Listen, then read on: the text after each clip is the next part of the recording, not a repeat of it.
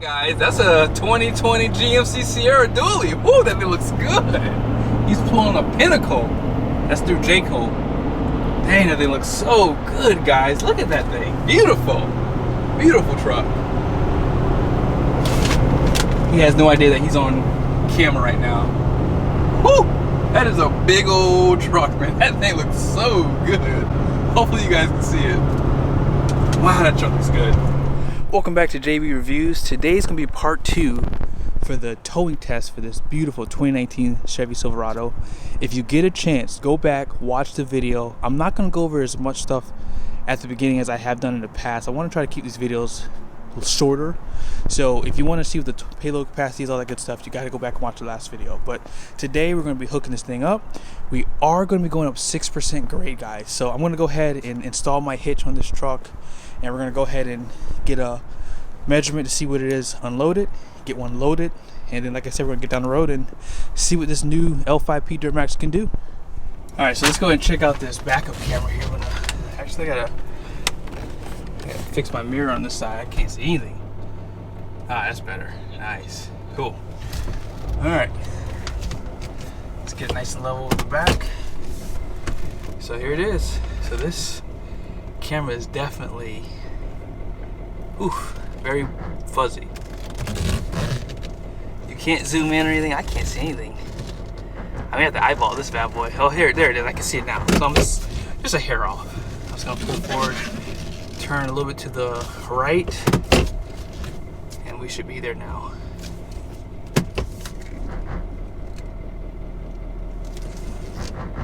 There it is. All right, let's go ahead and check where we are. That should be good. You do have a mechanical brake.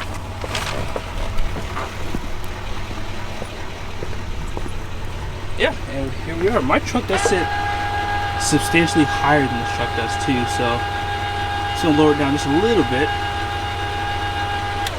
All right, and we're gonna go ahead and measure, and then I'll show you guys the squat, and then I'll measure afterwards so you can see how much you squat. Okay, right down the center, we are at 43.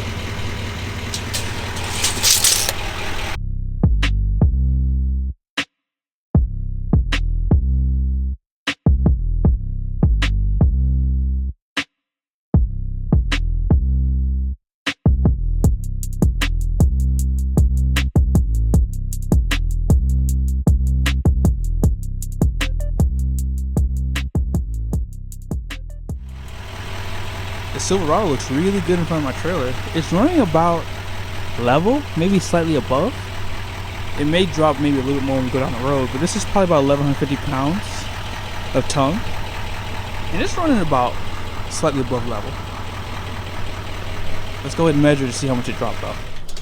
We're at 40, and I mean, you can call that 5/8 because that's about where I stopped it at on the last one. So this dropped exactly the same as that GMC, which was a 2016, and that was like 2.4 inches. I rounded it off. That's not bad. 2.5 inches. I mean, they put a lot of rake on these trucks, so I think the back of this truck just sits really high in comparison with the front. Maybe what I'll have to start doing is on my reviews, I'll measure the front and rears just to kind of get an idea of how much rake you're going to have compared to the front. Alright guys, so I have the 7-pin connector hooked up. Coupler is latched and locked. Chains are crossed. Now my breakaway switch, I said this on another video, I hate this design because on most of the Ford and Ram trucks, I'm able to get the breakaway switch in with the chain. Because of this design, I can't get that to happen, so I have to connect it in a very odd place on my hitch. I hate this, but unfortunately that's really the only place I can do it at. But this is all locked in and secure, so hopefully if anything bad were to happen, the hitch wouldn't fall out. One last thing I want to mention is under here you do have your tow numbers. It looks like you have 13,000 pound towing capacity, 1,500 pound tongue weight. I couldn't see this on the GMC truck, and as I was editing the footage, I could see that there was some writing under there, so there you have it. Alright, these are going to be the numbers for the Chevy Silverado and for my trailer. With me inside the truck, you only have 868 pounds of available payload. So if you put some extra passengers or cargo, remember you only have 868 pounds to work with. And I don't see this as a lot of hitch weight, but you know, for a conventional trailer it is. But if you're looking at fifth wheels, you're just gonna not have enough capacity. Alright, so I'm gonna turn on the tow haul mode. Exhaust brake, there's only one level of exhaust brake too, it's on and off. Ford and Ram give you full and then they give you automatic. As far as your trailer brake, is off to the side here on the to the left of the steering wheel, and you can pull this to get a feel for the trailer brake, and it's nice and tight too. This is going to be a comparison for acceleration. Unload, I'm at 35 miles an hour. Here we go, wide open. We're at 36 when we started.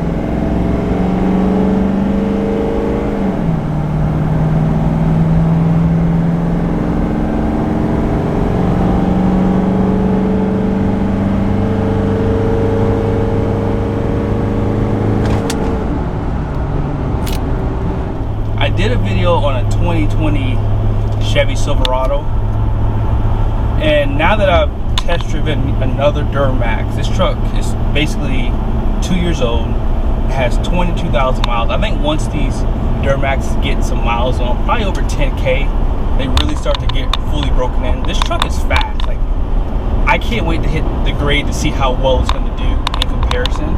I really do think that this truck might have about the same amount of performance as the Ford F450 I did. We're going to see it in a second though, but overall I'm going 70 miles an hour. It's a little bit of wind today, but I mean, not a lot. And I can feel the trailer back there, but it's not bad. I mean, this truck is handling it well. We're going to hit some bumps here in a second. So let me just accelerate a little bit more. Let's see. Yeah, I mean, I'm going 73 miles an hour, nothing. Now we're about to hit the grade here, so I'm gonna go ahead and turn off this camera, switch around, and I'm gonna try to get as far ahead as I can of these trucks so I can slow down to 50 miles an hour, because that'll be the good comparison test with the Ford F450 and my Ram 3500. All right, so give me a second here. I'm excited. Here we go. I'm gonna go ahead and send it up. Too slow. All right, here we go.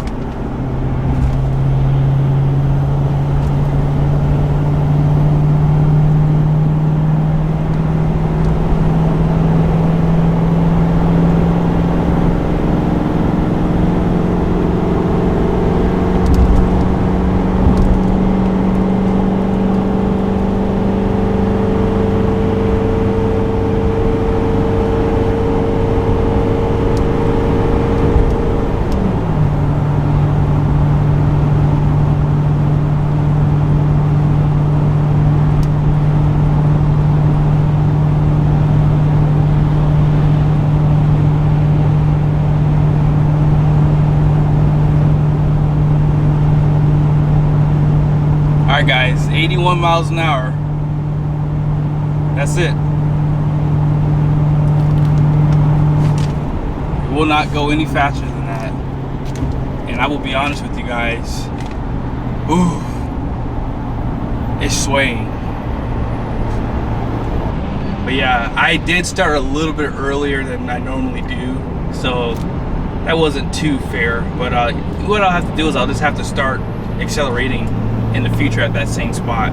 There's two bridges and I got confused, but man, I got up to 80 miles an hour, up to 81, excuse me, and it wouldn't climb anymore. I think the F450, even at 80, it would just keep going. I think it would get up to about 83, 84. So that Ford with the 1050 pound-feet of torque and 475 horsepower, and of course 430 rear axle, that's pretty much the leader going up the hill. It beat my truck. I think my truck would go up to about 81 miles an hour, and that was it. And I mean, you don't have to go much quicker than that, but this is just for testing purposes for us, like just to kind of see what truck has that extra oomph to get going.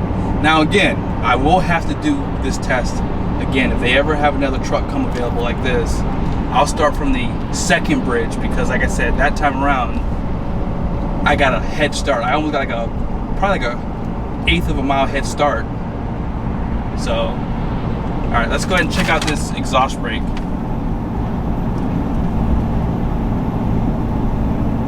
So it's on right now. I'm gonna turn it off here. Hold on.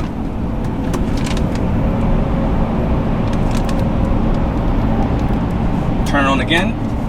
We're going downhill too.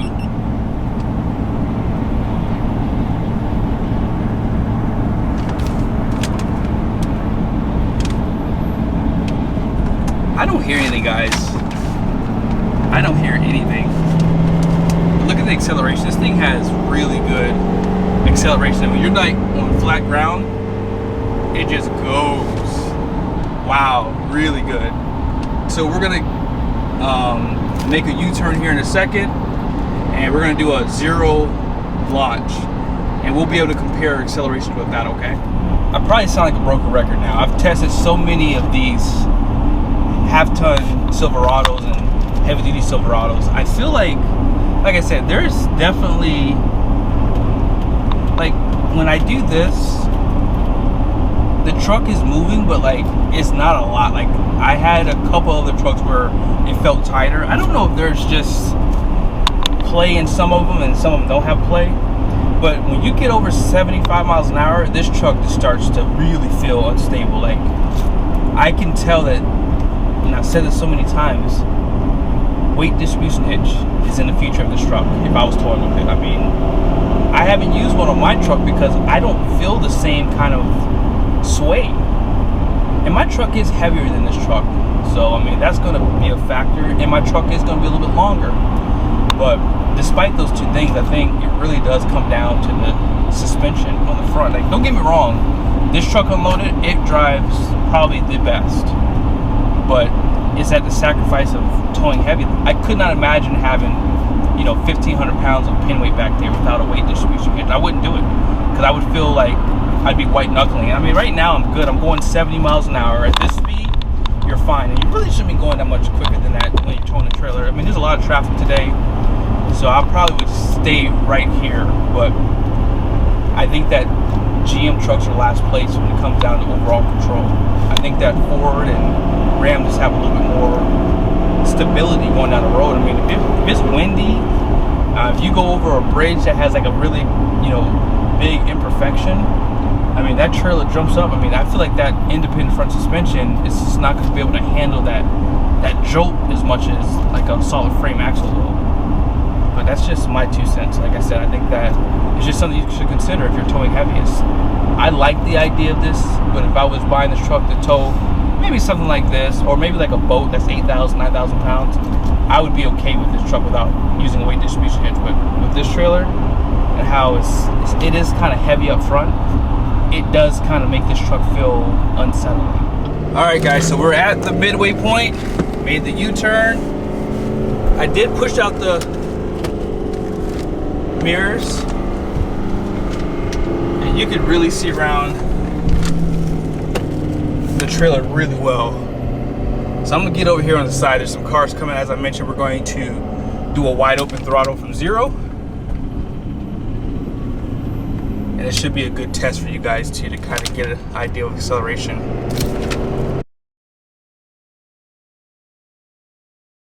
Here we go. Oh.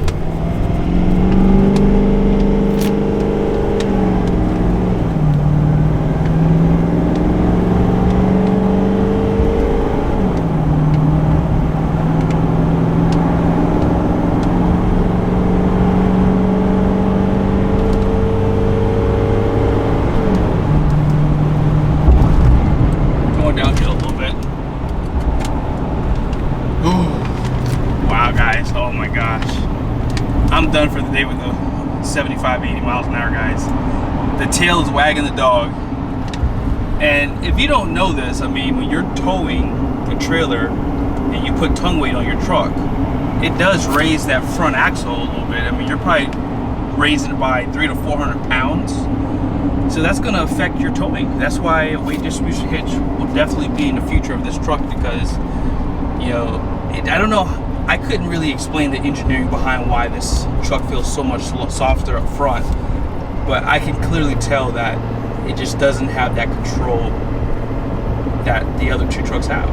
And who knows, maybe in time they can try to figure that out so that you can still have this great ride that this truck has. I just reset the fuel economy. We were getting 8.6 going down. That was all the acceleration. I did 3 accelerations with that and still got 8.6 mpg. So I bet you this truck can get easily 12, 13 mpg, if not closer to 14. If you hypermile it, put air in the tires, you know, all that good stuff, air of the tires max, you should easily get really good fuel economy. Like I just reset, I'm getting 10.9. I'm going up a little bit of an incline, so it's going to drop back down, but I'll go over all these numbers with you once we get back. But what I'm going to do next is I'm going to try to show you a 65, 70 mile an hour. Oh shoot, I did not see that guy in my blind spot just now. It would come in handy to have that. But like I said, I'm going to get up to 65. Let me go 70, because that's probably about fair with all the other tests I did. I did a little bit quicker with it, with the Ford and Rams, but 70 is a good spot here. And like I said, we'll let you guys know what the RPM's running at too. Right now, I'm running probably about 5th gear, just below 1,750 RPMs, give or take.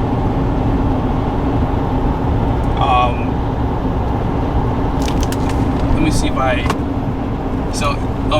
could be in 6th gear, but let me see here. Let me just drop it down to 5th. Okay, so I was lying to you guys. I was in 6th gear, but it seems like it runs a little louder. But when you get the 10 speed, I'll have to show you guys a comparison. But one day, hopefully, I can do a test with the 10 speeder and see how well it does out here. Hopefully, it will have more miles on it, so it performs better. But yeah, like this truck, yeah, it gets the job done. This thing has crazy performance, especially for acceleration. As far as brakes go, I haven't really mentioned that. Brakes are pretty tight on this truck. I mean, they all do pretty good in that perspective. I mean, when you hit the brakes, the steering wheel doesn't shake or anything like that. And this truck has 22,000 miles on it too, so hey, it still feels strong. I do like the turbo sounds that you get inside the cabin with this engine. Like, it's really like pleasing. And I can tell that the exhaust rate's coming on because when I take my foot off the gas, that's the turbo sound I'm hearing. But it's just not strong. I mean, I can't tell that it's really slowing this truck down at all, guys. So, I mean, hey, at the end of the day, I mean, this truck does have its strengths and weaknesses. I mean, but overall, I recommend it. I mean, it's not a bad truck. It's something I would definitely consider down the road. Like, if you need a used truck, I mean, this truck is $61,000.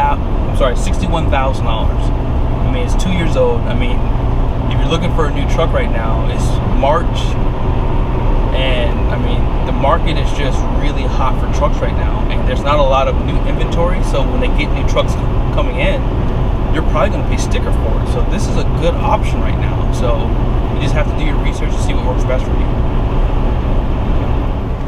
One thing I like to mention, and this is something that Robert Poe had mentioned on one of my tests with him, when you tap the turn signal stop,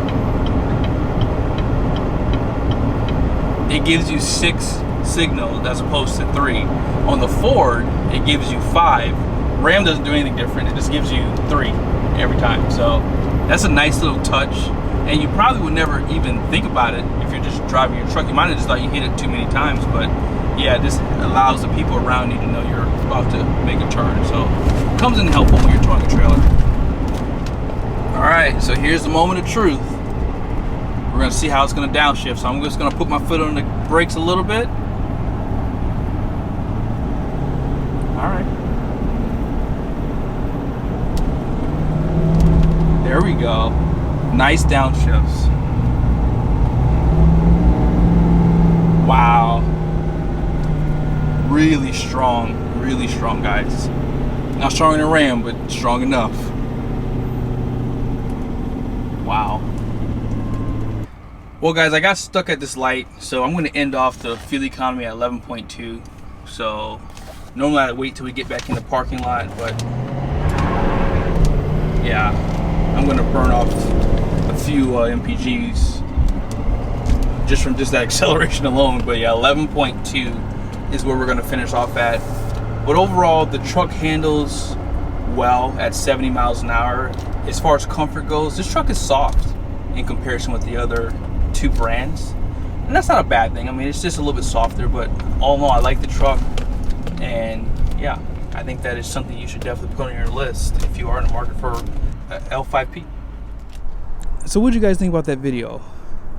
I thought it was pretty cool. This truck is nice. 2019 is still a brand new truck, low miles. Be sure to check out Fitzgerald Auto Mall. They have a huge selection of trucks, cars, SUVs, anything you could think of. And this truck is in their inventory. And I think it's priced decently. So if you liked the video, be sure to give me a thumbs up. Subscribe to my channel. And I appreciate all your support. See you guys soon.